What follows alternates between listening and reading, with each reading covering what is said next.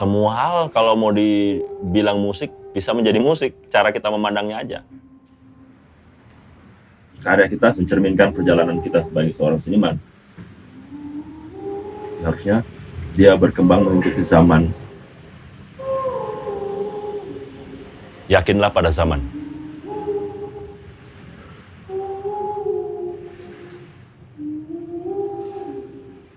Suara manusia sudah bisa tergantikan dengan data yang menyerupai suara manusia.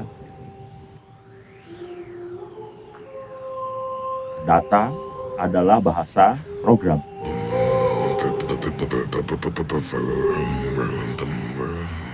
Cara mereka mengungkapkan perasaan atau kalimat atau bunyi dari bentuk mereka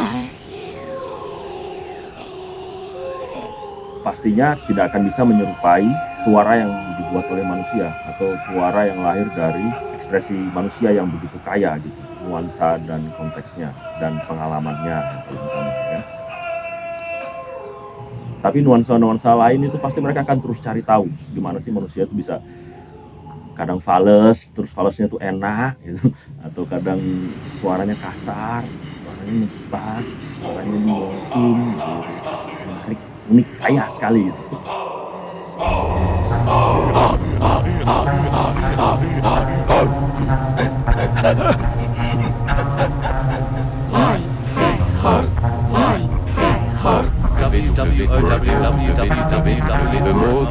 Rasa sintetisnya, kemudian keabsurdannya itu adalah unsur seninya.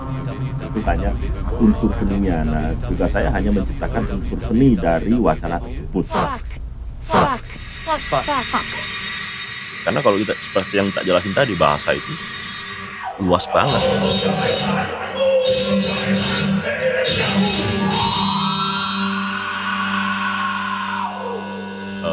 Banyak hal-hal yang abstrak, yang sifatnya emosi, ekspresi itu tidak cukup dengan kata-kata, dengan kalimat itu susah digunakan. Tapi dengan "Hai!"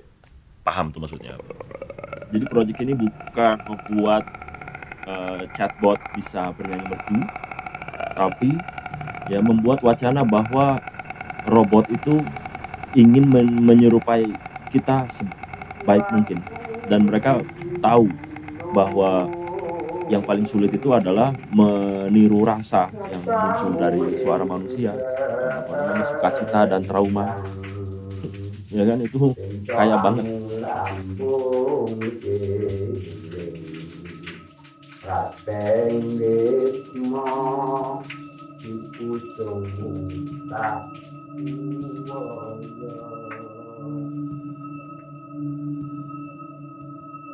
Ternyata memang musik saja tidak cukup. Dalam hal kalau ingin mengekspresikan apa yang ada di kepala seseorang itu kan.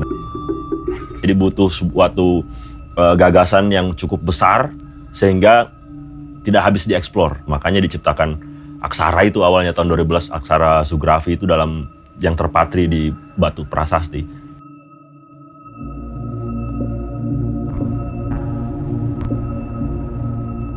Itu ngomongin bahasa tuh, bahwa ada sebuah aksara primitif, kita tidak tahu apa, termasuk aku, termasuk teman-teman, nggak tahu itu apa awalnya, meskipun kita yang bikin. Isinya Kawagaka itu sebenarnya pengaruhnya dari apa yang menurutku ideal.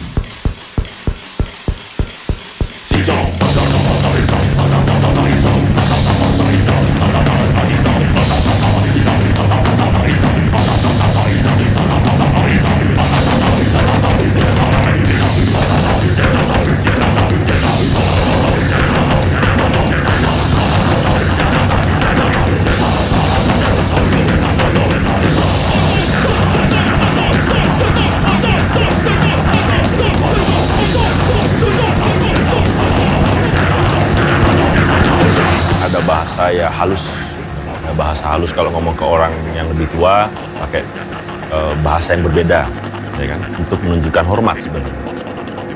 Semua hal di luar manusia dan binatang menggunakan imbuhan menggunakan imbuhan yang sama, termasuk tanah, termasuk api, termasuk angin, termasuk pohon, bumi, langit, nyawa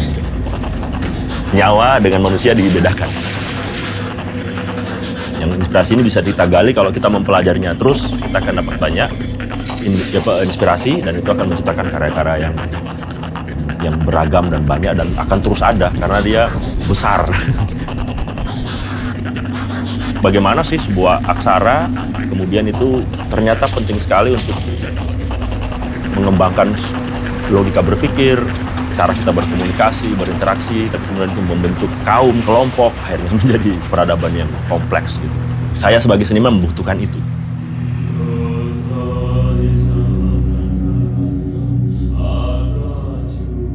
Ini sebenarnya kan tetap adalah proyek seni, tapi dikemas seperti sangat serius gitu, gitu kan? Seni itu pada esensinya, hakikinya adalah inspirasi aja. Itu menginspirasi orang untuk membuat sesuatu yang lebih baik atau menjadi orang yang lebih baik di dunia nyata. Bukan berarti menjadikan karya seni sebagai dewanya.